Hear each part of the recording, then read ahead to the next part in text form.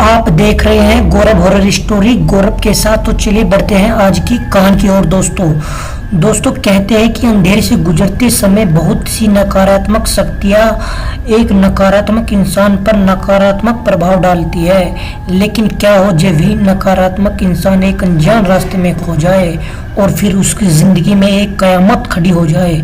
दोस्तों मेरा नाम प्रताप है और रात को रेलवे स्टेशन से निकलकर मैं एक अनजाने रास्ते पर पहुंच गया। मुझे नहीं मालूम यहाँ कौन सी जगह थी, लेकिन सच कहूँ तो उस खतरनाक अंधेरे में मुझे बहुत ही घबराहट हो रही थी। मैं फ़ोन निकाल कर फ़ोन करने की कोशिश भी करता, लेकिन फ़ोन कोई काम ही नहीं करता।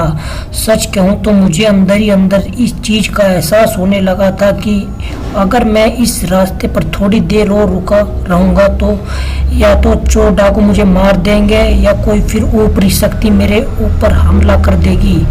रास्ते पर मुझे अपने आप ही ऐसी वाइब्रेशन आ रही थी। थोड़ी देर तक इंतजार करने के बाद अचानक मुझे एक गाड़ी की रोशनी दिखी। देखने पर ऐसा लग रहा था कि जैसे वह कोई बस हो। जब मैंने उस बस के सामने हाथ दिखाया तो बस ड्राइवर ने तुरंत ही ब्रेक लगा दिए। पहले तो मुझे लगा था कि शायद यह बस वाला मेरे हाथ दिखाने से बस नहीं रोकेगा, लेकिन जब उसने मेरे बगल में ले जाकर बस रोक दिया तो मेरी सांसों में सांस आई। फिर उसके बाद मैं उस बस के अंदर सवार हुआ, लेकिन मैं यह चीज़ देखकर हैरान था कि उस बस के अंदर कुछ गिने चुने यात्री ही नजर आ रहे थे। मैंने बार बार उस बस के पिछले वाले हिस्से में देखने की कोशिश की, लेकिन कोई नजर ही नहीं आ रहा था। एक बार के लिए मैं इस चीज़ के बारे में बस के ड्राइवर से पूछना चाहता था, लेकिन बस के ड्राइवर ने एक भी बार पीछे मुड़कर नहीं देखा।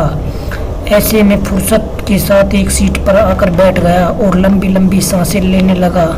जिस रास्ते से अब बस गुजर रही थी, वास्तव में उसी रास्ते को देखकर थोड़ा घबरा रहा था। उस रास्ते के दोनों तरफ एकदम बड़ी बड़ी झाड़ियाँ थी और कोई भी लाइट नहीं थी। अक्सर ऐसे हाईवे के ऊपर लाइट का होना आम बात होती है, लेकिन यहाँ तो पूरी काया ही पलट गई। कोई लाइट ही नहीं थी। छोड़ो, यहाँ पर कोई छोटी मोटी रोशनी का बल्ब भी नहीं नजर आ रहा था। बस की हेडलाइट की रोशनी से मैं उस रास्ते को देख तो सकता था, लेकिन उस बस के अंदर भी एक अजीब सा सन्नाटा था। मैंने इधर उधर किसी से बात करने की कोशिश की, लेकिन जो भी यात्रीगण उस बस के अंदर दिख रहे थे वे मुझसे बहुत ही पीछे थे। ऐसे में उनसे बात करना भी बड़ा मुश्किल हो रहा था।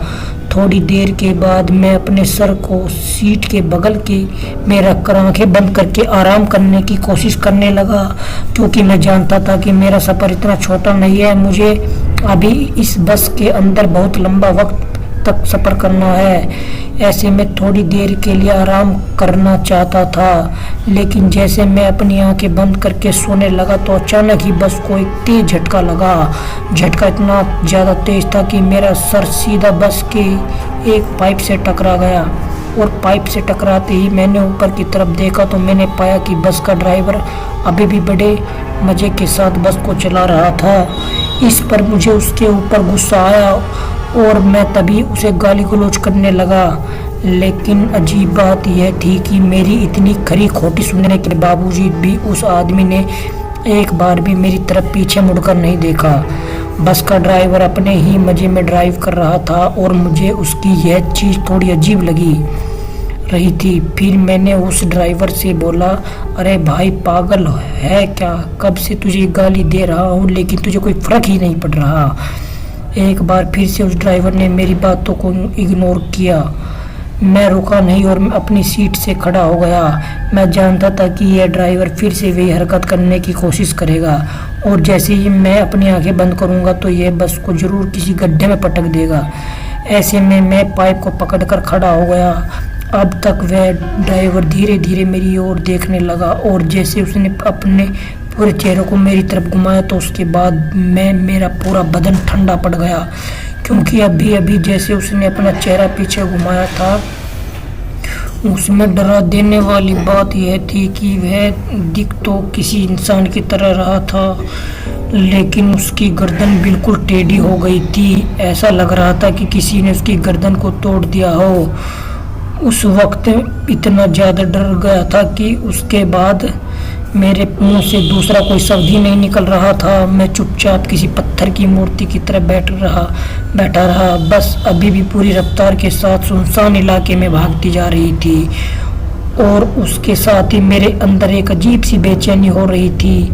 मैं उस बस से नीचे तो उतरना चाहता था, लेकिन अगर मैं इस शमशान इलाके में अकेला रह जाता तो फिर मेरी मुसीबत कम होने, ऐसे में मैं बस से नीचे भी उतर नहीं सकता था। और अब तो मैं बस भगवान के नाम लेकर इस बस के अंदर सफ़र कर सकता था। थोड़ी देर के लिए मुझे ऐसा लगा कि हो सकता है कि किसी आदमी के अंदर इस तरह का टैलेंट हो कि वह अपनी गर्दन को एकदम पीछे घुमा दे। लेकिन दूसरी पल मेरे मन में ख्याल आया कि जिस तरह की हरकतें वह आदमी कर रहा था उससे तो वह अजीब ही लगता है। फिर मैंने कुछ सोचा और खिड़की से बाहर की तरफ देखने लगा। मैं ये